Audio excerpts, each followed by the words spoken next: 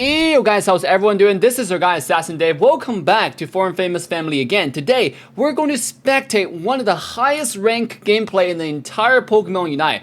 Every single one of these players here, I think all 10 of them are top 20 players. Top global 10 or 20 players. If you have not seen them on the leaderboard, go check out every single one of them. I think Brav TV at one point was global number 1. The KS Den, the Cinderace players on the blue side team on Sanji's team was also top global 10. We have beaten all of them in ranked, which is interestingly, I did not know they were so high ranked until yesterday when I actually checked out their leaderboard. Same thing. On the enemy side, the entire mid team, they're actually the only team right now that's rivaling against the number 1 team on leaderboard as well. So far, ladies and gentlemen, the North America Pokemon Unite is absolutely popping out. People are grinding really hard. And today, you're gonna witness the top ranked gameplay and compare what they're doing to what you're doing. And obviously, we're gonna commentate through the whole game. So to get a little bit idea of why certain team is winning, why certain team are not, both teams that go back and forth, I actually get to spectate multiple games when I watch Sanji's live stream.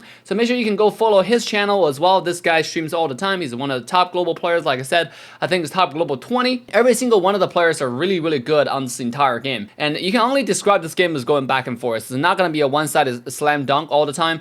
You can see the top lane right here. We got Lucario and Cinderace just going back and forth trading the bees. And it does seem like Sanji's team is going to take the lead on getting quite a bit of bees.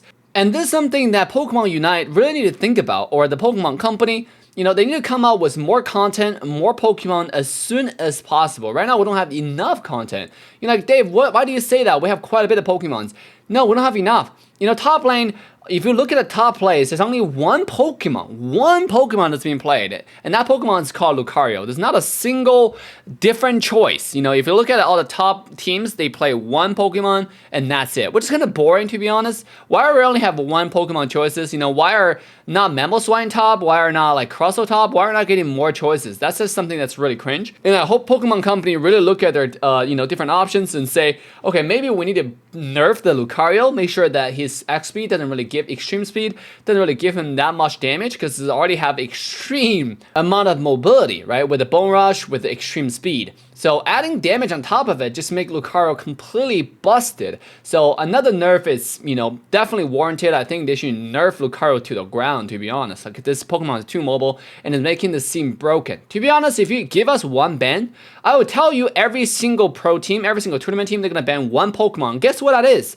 Lucario. Because if you ban out Lucario, all of a sudden there's gonna be so much variety on the top lane. We're probably gonna see Zero R more often. We'll probably see Mamoswine. We're gonna see Blastoise. You're gonna have so many more options if you just ban out one single Pokemon, or just nerf out one single Pokemon. Now, if you really don't want to nerf Lucario because how popular this Pokemon is overall, then you should just come out with more viable top lane choices, or buff other top lane choices to make them, easier to play, or at least have an even laning experience against Lucario. You cannot have a Pokemon that has insane amount of mobility, at the same time does the insane amount of damage. It just doesn't make any sense. This simply one word to describe it, which is called cringe. Now, so over here at this team fight, you can see on the blue side, they already have their Cinderace having Unite move. So, which is interesting because I think in the end, they ended up losing this Dreadnought when I was watching the live stream here. I'm gonna hit red now. Okay, Lucario? Hey, Lucario's Yeah, going red's too deep. Can I? Oh, please, game? Yeah. Oh, it got canceled. It got canceled. Red's Look red, look red. In fact, they did just lose the Dreadnought, and the Cinderace ended up dying as well, despite the fact that they had a Unite move. It was just a little bit of miscalculation, to be honest. Instead of kind of trolling there, they should full-on dive them, leveraging the Unite, leveraging the body barrier, and try to kill the enemy Cinderace instead of trying to fighting the Dreadnought. This is something that I don't think the top teams in Unite understand just yet. Everybody is trying to 50-50 Dreadnought. Now, if you work so hard to get your jungler, to get your center position player, to get to level 9, what's the point of that? Is to get that Unite move. Now, what you use the Unite move for, right, is secure the first Dreadnought fight. How to secure the first Dreadnought fight? The best way to do it is to kill the enemy team. If you're able to kill them directly, there's nothing they can do about it, right? And then you secure the first Dreadnought, but that's not something that we saw.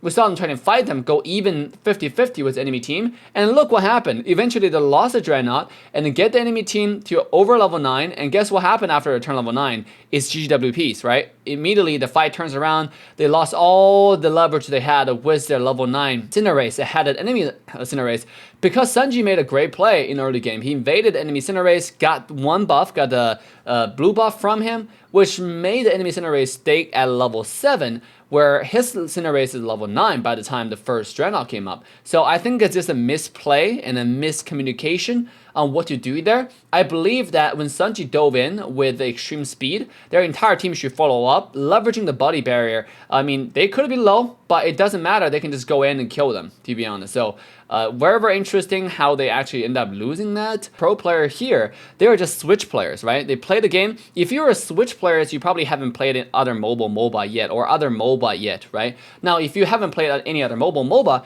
Unite is actually very similar to other mobile MOBA rather than just other MOBA in general. So over here you can see that Mr. Mime just come in, fully dive on the Cinderace, and it synergizes really well. The entire team mid, they just went for the dive. They kill the Cinderace, they kill Lucario almost instantaneously instead of going for the Dreadnought. And that's something that we talked about you have to do as a team when you're ahead.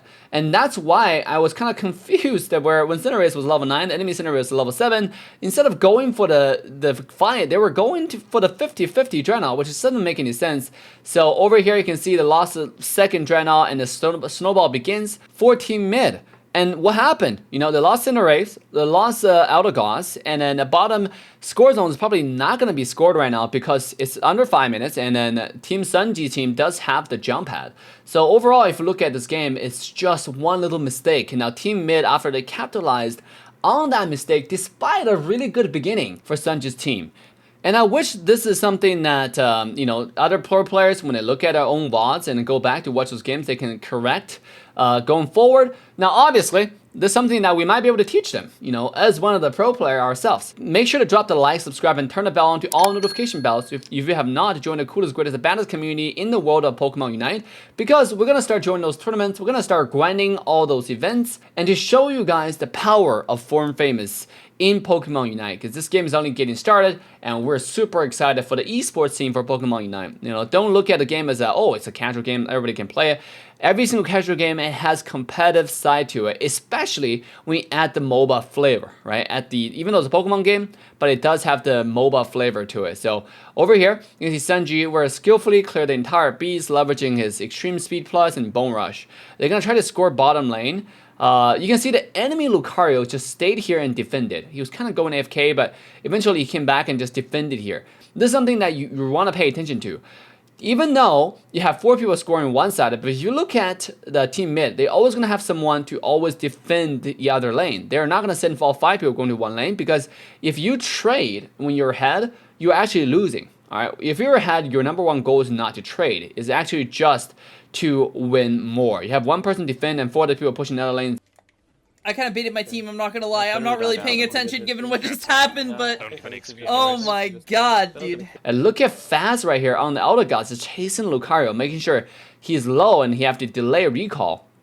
Eldegoss could have even killed him if Eldegoss got a little bit, like, you know, Leaf Tornado jumping in there, doing a little bit more damage right here. So Mr. Mime is here, and he's Sanji circling around the mid lane, because knowing the enemy has Mr. Mime, going through the side area, going through the mid area is basically suicide. So he decided to go from the side, which is going to be a really good choice here. Now, that burst from the Venusaur as well as the Eldegoss already got him to 50% HP. Well, I think we take the car is bot side. The car is in bot push. We Mime sees us though.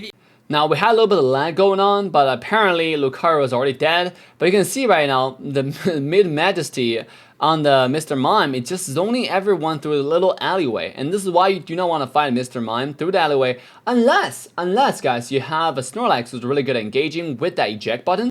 And look what happened. Because Sanji's team forced their way through the center area onto an enemy Mr. Mime, that they don't even have to do the Zapdos anymore. They just, oh, only 20 seconds left. We have enough scored. We are really far ahead. They didn't even go for the Zapdos, right? Look at what they're doing. They're just basically scoring top, getting like 100, 200 points in on the top lane. Only 7 seconds left. This is a slam dunk win for the side of Team Mid. So Again, very smart execution, capitalizing on one little mistake Sanji's team made, and really snowball with it. So what do y'all think, guys? Do you like this top rank gameplay? Make sure to drop a like, subscribe, turn the bell on, and leave a comment down below. Let me know your thoughts about this game. And remember to join our live stream to see us beating all the top 20 players left and right, up and down, front and center, every single day, every single night, at the same time, 6 p.m. Central Standard Time, all the way to midnight. So come join us on Trovo.live. With that, Assassin Dave signing off. I'll see you guys next time. Bye for now. Just for the thrill of it, nothing counterfeit with you. Just the thrill of it.